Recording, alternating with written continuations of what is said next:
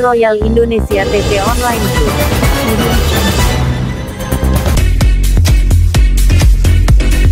Sudah harus ramah lingkungan juga. Oke, ini, boleh juga nih. Cuma ini saya pengen coba pedesnya, ya. Bismillahirrahmanirrahim.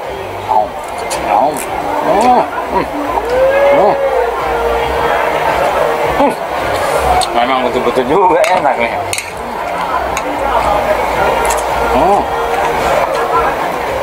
Beda sama mie yang lain. Sedap memang, betul-betul mie sedap. Jadi memang enak. Ini nggak ada lagi udah. Mie sedap ini memang pilihan. Kamu buka puasa di rumah kan, Nak? Ada kesukaan kamu loh. Maaf Bu, aku ada acara kantor. Oh, ya udah.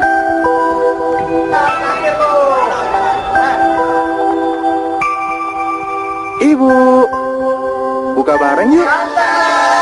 Buat rame-rame, kini ada 1,5 liter.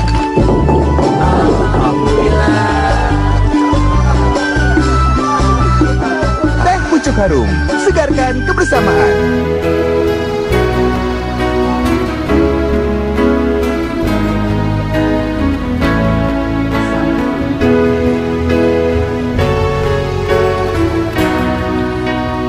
Biasa untuk kita semua.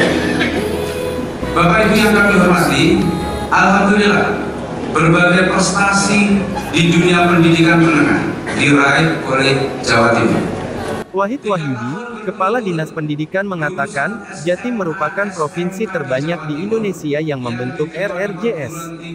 Petik 2. Surabaya, The Royal Indonesia TV Khofifah Indar Parawansa Gubernur Jawa Timur launching Rumah Restoratif Justice Sekolah Jenjang SMA SMK SLB untuk 38 kabupaten kota se-Jawa Timur. Kegiatan berlangsung secara daring via Zoom yang berpusat di Auditorium SMKN 5 Surabaya pada Rabu baru-baru ini. Jawa Timur patut menjadi barometer pendidikan. Demikian Ibu Gubernur yang bisa kami laporkan, dan kami mohon dengan hormat Ibu Gubernur bersama Ibu Kajati terhadap pembentukan Rumah Restoratif Justice Sekolah di Jawa Timur. Dan ini adalah yang pertama di antara provinsi-provinsi di Indonesia. Terima kasih, sukses untuk kita semua, sukses untuk dunia pendidikan. Sejarah yang unggul adalah modal dasar kemajuan bangsa. Wassalamualaikum warahmatullahi wabarakatuh.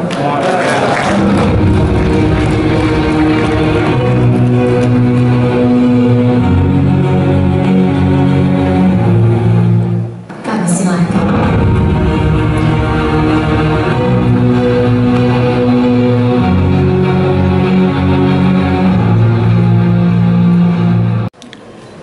Bismillahirrahmanirrahim. Assalamualaikum warahmatullahi wabarakatuh. Selamat pagi dan salam sejahtera buat kita semua yang sama-sama kita hormati Ibu Gubernur Jawa Timur, Ibu Dr. Anda Hajah Khofifah Indar Parawansa MSc, yang kami hormati MU, kemudian Hakim Tinggi Bapak Ugo SH MH, PLT Kepala Dinas Pendidikan Provinsi Jawa Timur Bapak Wahid Wahyudi STMT. Sehingga kasus-kasus yang mungkin bisa dikerjakan atau dilakukan alternatif dispute resolution ini masuk menjadi angka laporan, dan inilah yang kemudian membengkak menjadi angka crime total kita. Bayangkan kalau dengan melihat posisi setelah Polda Jawa Tengah, Ibu, jadi Polda Jawa Tengah nomor 1 dan nomor 2 kita Polda Jawa Timur, dengan luasan jumlah penduduk, dan tentunya yang kembali bahwa kemampuan untuk tetap kita bisa menjaga Kamtibmas dengan program-program dan konsep-konsep yang tadi bisa menekan angka kejahatan sehingga tidak muncul menjadi crime atau kejahatan, itu yang memang kita rasakan penting. Kemudian kami juga selalu menegaskan bahwa penegakan hukum adalah ultimum remedium, adalah salah satu upaya yang terakhir yang harus dilakukan, sehingga tidak semua persoalan perkara itu harus bermuara di proses penegakan hukum yang tentu dengan yang tadi kami sampaikan, dan ini semoga terus menjadi perbaikan termasuk bagi kami sendiri jajaran. Kami coba sandingkan, menggambarkan dulu di tahun 2022 ada 192.419. Ini perkara tunggakan yang ada di Jawa Timur. Ini akan terus bergulir sepanjang hari. Jadi rata-rata setiap hari, setiap minggu, setiap bulan ini masuk laporan-laporan lagi. Dan tentunya filter ini nanti salah satunya dengan konsep RJ ini.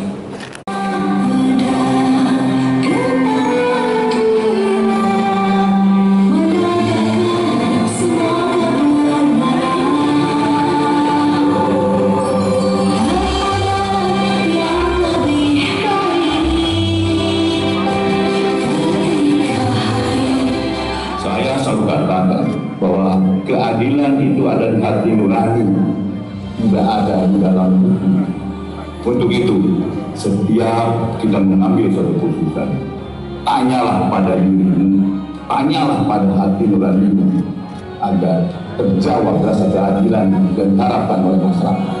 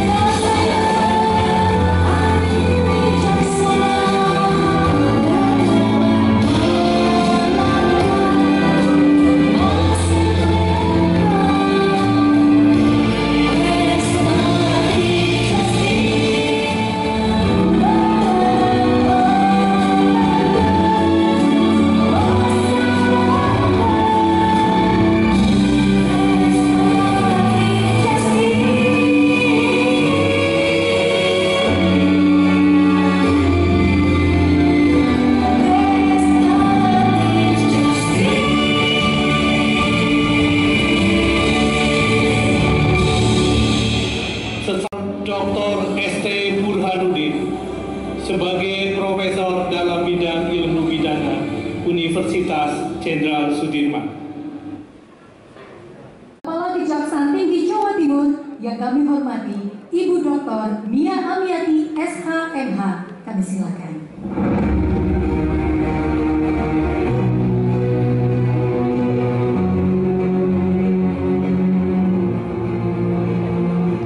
Tanjung Datuk Pekarang Lokan, lontong dimasak digulai santan. Terima kasih atas waktu memberikan, izinkan saya menyampaikan sambutan.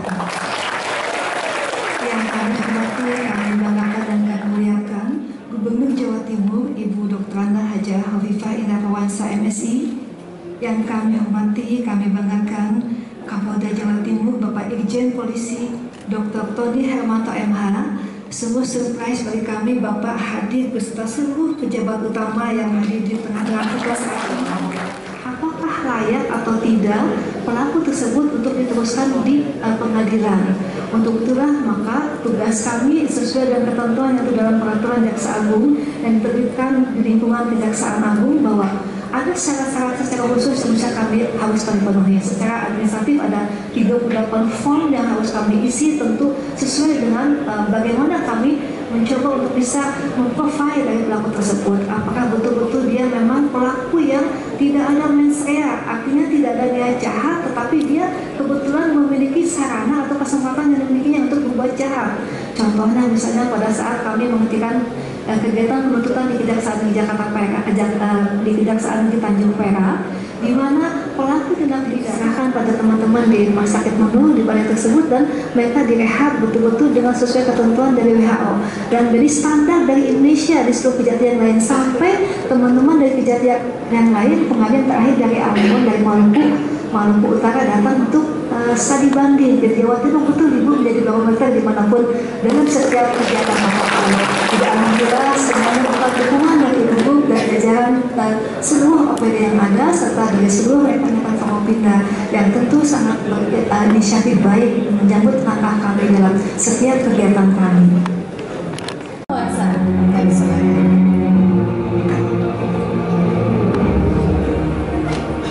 Assalamualaikum warahmatullahi wabarakatuh. Selamat pagi, salam sejahtera bagi kita semua. Gubernur Jawa Timur, Khofifah Indar Parawansa mengatakan Rumah Restoratif Justice Sekolah atau RRJS menjadi bagian penting upaya penyelesaian masalah.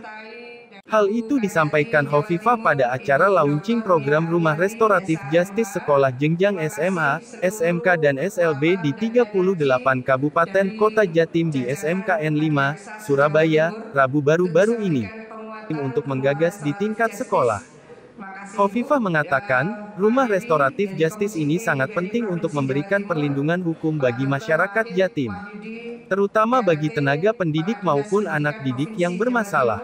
Ia menjelaskan, dengan diperkuatnya oleh Kapolda Jatim Irjen Pol Tony Harmanto dan Kajati Jatim Mia Amiati bahwa banyak sebenarnya kasus yang tidak perlu dibawa ke ranah hukum pidana atau bisa diselesaikan secara cepat. Khofifah mencontohkan kasus human trafficking antar sesama rekan sekelas.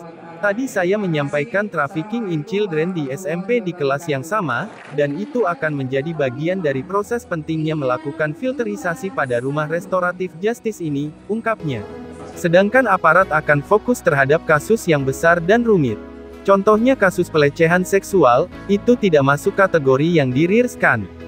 Ini yang juga menjadi ruang di sana yang akhirnya juga bisa menekan angka kejahatan kita, ungkapnya. Dijelaskan, Kepala Kejaksaan Tinggi Kejati, Jatim Mia Amiati telah memberikan referensi kepada kita semua, bahwa ada kearifan-kearifan dengan tingkat kasus yang terukur. Apalagi yang terkait dengan kasus asusila, tandasnya. Terkait dengan narkotika, Khofifah menyebut sesuai yang disampaikan Bu Kejati, kalau ini pengguna pertama dan bukan pengedar, pembuat dan residivis, ini menjadi pedoman kita bersama, bahwa RRJS ini harus menjadi bagian dari upaya penyelesaian masalah dengan melakukan filterisasi apakah melibatkan komite sekolah, perwakilan sekolah, melibatkan BP3 dan tentu tim kejari dari masing-masing kap kota. Mudah-mudahan ini bisa berseiring dengan memberikan upaya perlindungan hukum kepada seluruh warga Jatim, jelas Khofifah. Sekarang dari 38 kap kota di Jatim, semua sudah terbentuk Rumah Restorasi Justice Sekolah, ungkapnya. Berikut laporan wartawan Royal TV dari Surabaya, Cok Santoso. Bagaimana untuk simulasinya? Tentu di sini ada korban, nanti korban yang sebagai pihak yang dirugikan. Tujuan RJ ini kan memulihkan semua, tidak ada peristiwa apapun, tidak ada peristiwa pidana, dipulihkan kembali, terutama hak-hak korban dipenuhi. Ada syaratnya yaitu tersangka bukan sebagai residivis dan ancaman pidananya tidak boleh lebih dari 5 tahun maksimalnya. Jadi untuk peristiwa-peristiwa pidana yang dianggap cukup keras seperti tadi ada pencabulan terhadap anak ataupun perbuatan seksualitas terhadap peserta didik atau apa, ini tentu akan diperberat, tidak akan bisa sesuai dengan ketentuan peraturan Jaksa Agung nomor 15, dibatasi hanya ancaman pidananya tidak boleh lebih dari 5 tahun. Kemudian dia bukan residivis, dia baru pertama kali melakukan tindak pidana tersebut. Nah, untuk harapan kami tentu di sini ada proses pembelajaran bagi semua peserta didik khususnya dan juga orang tua murid yang apabila ada hal-hal yang memang masih bisa dibicarakan, kenapa sih harus sampai diproses secara hukum? Jadi proses penegakan hukum itu yang kami sampaikan adalah upaya terakhir. Jadi satu ultimum remedium, ya. Bahwa yang perlu dikedepankan adalah tadi konsep restoratif justice atau juga dengan alternatif dispute resolusi dan pengadilan untuk itu. Dalam hal pelaporan masyarakat disampaikan untuk PPA itu ruangnya akan di sana juga, ya, hanya bertempat di kantor kepolisian kalau MPPA. Nah, ini sebagai satu bentuk kolaborasi antara kejaksaan kami dan termasuk didukung oleh kebijakan Ibu Gubernur dan semua pihak yang terkait dengan masalah ini. Semoga ini juga menjadi langkah terbaik untuk bisa menekan angka kejahatan yang terus menjadi beban anggaran bagi kepolisian juga, ya tentunya juga di masyarakat Jawa Timur. Justifikasi saya katakan, kalau sudah meninggal nyangkut nyawa ini tidak bisa dilakukan itu, ya, cacat ya, dengan ancaman tadi di atas 5 tahun, ya. Memang persoalan ini juga ada. Tadi kami bercerita dengan Gubernur, aksi-aksi kelompok-kelompok anak sekolah yang melakukan aksi di jalanan, kemudian menimbulkan korban jiwa, cacat dan sebagainya. Ini tentu eksepsi dari pengecualian dari tadi masalah RJ ini sendiri. Ini akan ada pengembangan ke SMP dan SD. Tadi saya menyampaikan trafficking in children itu bisa terjadi SMP ke kelas yang sama, dan itu akan menjadi bagian dari proses pentingnya melakukan filterisasi pada rumah restoratif justice ini.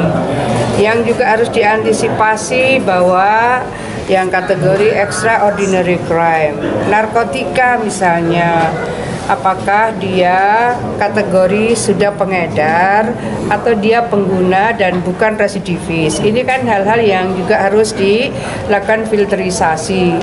Jadi kalau dia kategori illicit traffic, jadi pada proses perdagangan gelap narkotika dan psikotropika, ini kan bisa saja kemudian menggunakan anak-anak untuk melakukan perdagangan gelap narkotika dan psikotropika.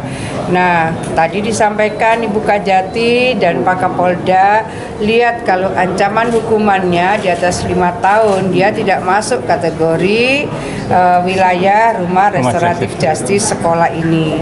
Tapi bahwa ada hal-hal yang mungkin tidak perlu ke APH, mungkin di situ ada biasa terjadi bullying yang lewat WA misalnya, tidak pada kekerasan fisik, ada kan, itu kemudian menimbulkan sensitivitas.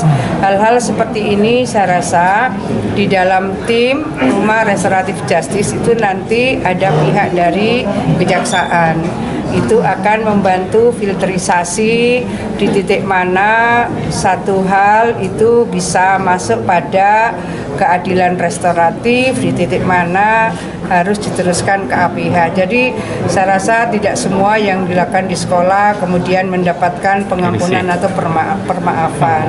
Ada filterisasi di dalamnya, tetapi bahwa hal-hal yang mungkin kita bisa melihat ini persoalan yang harusnya tidak sampai ke APH, nah itu bisa diselesaikan. Jadi tidak hanya di sekolah, jadi di desa-desa sudah ada rumah restoratif justice yang diinisiasi oleh tim kejaksaan. Ada omah rembuk yang diinisiasi oleh tim kepolisian. Sama-sama ini sebetulnya melihat bagaimana sebetulnya skala masalah itu. Saya rasa itu kawan-kawan sekalian. Baik. Terima kasih. Baik, terima kasih Bu. Baik, terima kasih.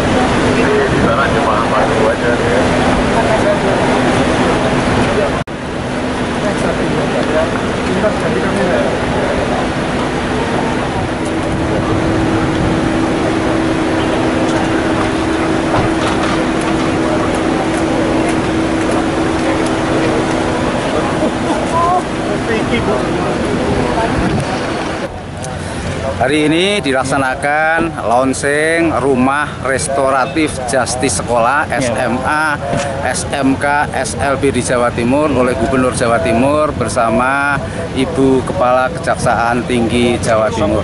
Ini diharapkan untuk menjaga kondusivitas sekolah, sehingga rumah restoratif justice sekolah ini kami harapkan bisa berperan yang pertama sebagai wadah edukasi hukum, yang kedua sebagai wadah untuk menyampaikan apabila ada permasalahan-permasalahan hukum, serta yang ketiga sebagai tempat koordinasi berbagai pihak yang terkait dengan masalah-masalah hukum di sekolah, sehingga tidak semua permasalahan hukum itu harus naik ke jenjang APH, sepanjang bisa dimusyawarahkan di rumah restoratif justice ini. Baik, terima kasih Bapak.